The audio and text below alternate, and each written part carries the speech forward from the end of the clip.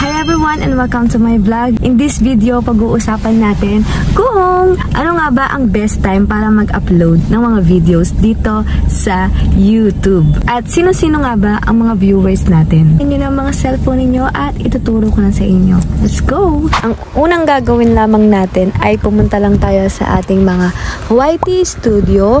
Make sure na meron kayo niyan kapag meron kayong YouTube channel. Pagka-open nyo guys, i-click lang natin yung views. Pag na-click nyo na yung views, i-click natin yung audience. Dito nyo makikita kung ano nga ba yung best time para mag-upload.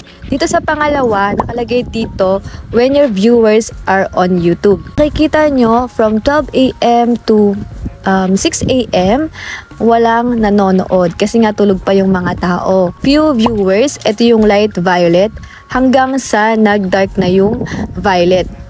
Yung pinaka-dark, yun yung many viewers. At yun yung time na active yung mga subscribers mo o yung mga viewers sa YouTube. Sa 6 AM to 7 AM ko, kung makikita nyo, meron nang nanonood kahit papano. 8 AM ko to 11 AM, paparami na ng paparami yung viewers ko. Dun sa aking 12 o'clock to 5 PM, marami na ding nanonood dyan. Kaya usually, nag-upload na ako ng ganyang oras. From 6 PM to 8 PM, ayan po yung maraming active sa YouTube.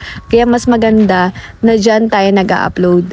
And take note pala, depende pala to sa inyong mga subscribers. Dyan kayo mababase kung anong oras nga ba kayo mag-upload. Mag-upload lang ako around 12 noon to 8 PM.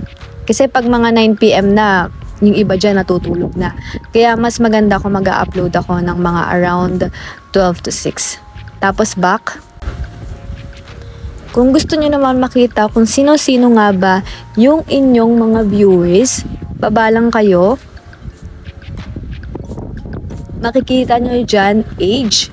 Yung 13 to 17 years old, meron akong 5% na nanonood dyan. And yung aking 18 to 24, 29.5%. Yung 25 years old to 34 years old, yun yung mga usually yung viewers ko. 35 to 44, 20.2%. 45 to 54, 7.3%. At meron na ring senior na nanonood sa akin, no? 55 to 64 years old, 1.9%. And yung pinaka-last, 0.1 is 65 and above. Gender, makikita nyo dyan, mas maraming nanonood na lalaki sa akin compare sa babae. 56% sa lalaki at 43% naman sa babae. Geography, most of my viewers ay dito lang sa Philippines, 90.7%.